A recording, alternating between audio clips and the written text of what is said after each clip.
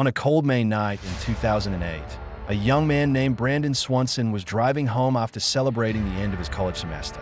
It was close to midnight when his car slipped off a gravel road into a ditch somewhere in the empty farmland of Minnesota.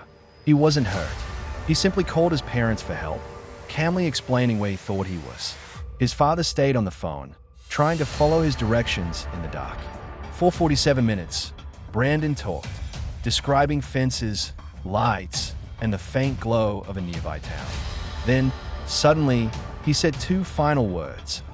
Shit. The line went silent. His parents called his name again and again. No answer. Police found his car the next morning exactly where he said it would be. But there were no footprints leading away, no signs of struggle, no evidence of a fall. Dogs followed his scent for a short distance. Then it simply vanished, as if he'd walked into thin air. To this day, Brandon Swanson's body has never been found. His phone never recovered, just his voice echoing into the night. June 7th, 1992. Springfield, Missouri. Three women, Cheryl Levitt, her daughter Susie Streeter, and Susie's friend Stacy McCall, vanished from their home without a trace. That morning, friends stopped by to pick them up for a trip. They found the front door unlocked, the women's cars parked outside, their purses, clothes, and cigarettes still inside. The family dog was nervous but unharmed. The only sign of anything strange was a smashed porch light, as if someone had cut the bulb.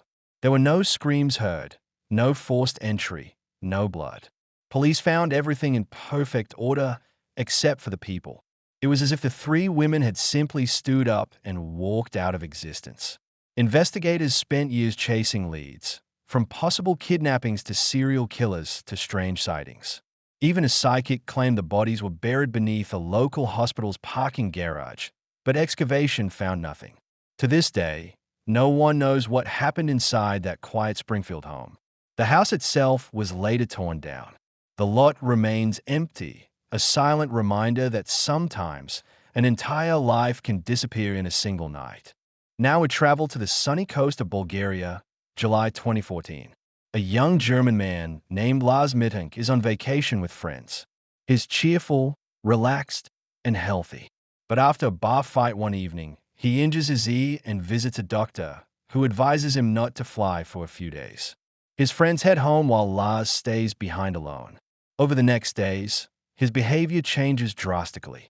He calls his mother, whispering that people are following him. He hides in a hotel elevator, checks under furniture, and switches rooms several times. Hotel cameras capture him pacing the hallways, wide-eyed and frightened. The next morning, he goes to the airport medical clinic to get cleared for travel. While inside, a doctor calls another physician for a consultation. Suddenly, Lars jumps up, mutters something about not wanting to die here, and sprints out of the building, leaving behind his luggage, passport, wallet, and phone. Surveillance cameras catch him running across the parking lot, climbing a tall fence, and disappearing into a nearby field. That was the last time anyone ever saw him. Despite extensive searches, drones, dogs, and international attention, no trace of Lars Mittank has ever been found. One moment, a scared young man. The next, gone. 3 disappearances. 3 stories that should have answers, but don't. A phone call that ends mid-sentence. A home that swallows 3 lives. A man who runs from invisible fears. Each case is different, yet they share the same haunting question. How can someone simply vanish in a world filled with cameras, satellites, and technology? Maybe we don't lose them to distance or time, but to something deeper, a place between the known and the unknown. Brandon, Cheryl, Susie, Stacy, and Lars, names that remain unsolved, echoing in the silence they left behind. Which disappearance haunts you the most? Subscribe for more dark mysteries every week. In the early morning hours of June 23, 1959, a family in Portland, Oregon, woke to find that their 8-year-old daughter, Marie Burr, had vanished from a bed. The front door was unlocked, and a small living room window was open just enough for someone to slip inside. There were no signs of struggle, no footprints, no ransom note, nothing. Her parents searched the neighborhood for hours before calling the police. The only clue: a faint mark in the soil beneath a window and a small wooden stool moved from the kitchen. The case grew cold, but decades later, investigators discovered a chilling connection. At the time of the disappearance, a 14-year-old boy had lived just a few blocks away. His name was Ted Bundy. Long before he became one of America's most infamous serial killers, Bundy had been in that neighborhood, delivering newspapers. Though he denied involvement, many believe Marie Burr was his first victim. Her body was never found, and the case remains open more than 60 years later. Another haunting mystery took place across the world, deep in the Siberian wilderness. February 1959, 9 experienced hikers set out to cross the icy Ural Mountains.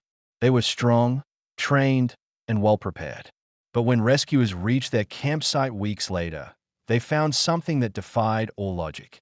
The tent was slashed open from the inside. Barefoot footprints trailed into the snow, some for hundreds of meters, leading to frozen bodies scattered across the forest. Some had broken bones. One was missing her tongue. Another's skull was crushed, yet there were no signs of an avalanche, no trace of another group. Equipment was untouched. Watchers had all stopped at nearly the same time. The incident became known as the Dyatlov Pass mystery, one of the strangest disappearances in history. Over the decades, explanations have ranged from a secret military test to an infrasound panic event, and even alien interference. But whatever happened on that mountain, the truth was buried beneath the snow, forever sealed in the silence of the Ural winds. And then there's a case that seems too recent, too visible to be possible. August 2020, in the crowded city of Rio de Janeiro, a local security guard named Bruno Borges transformed his bedroom into what looked like a shrine. The walls were covered in coded symbols and strange diagrams about enlightenment and the truth of the universe. In the center of the room, a life-size statue of philosopher Giordano Bruno stood, worth thousands of dollars. One night, Bruno left home, carrying nothing but a small backpack. He never came back. His room became an internet sensation.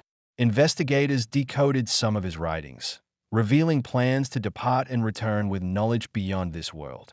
30 days later, Bruno was found wandering hundreds of miles away, weak but alive, yet he had no memory of where he had been. To this day, he refuses to speak about it. Was it a breakdown, a spiritual experiment, or something far stranger? No one truly knows.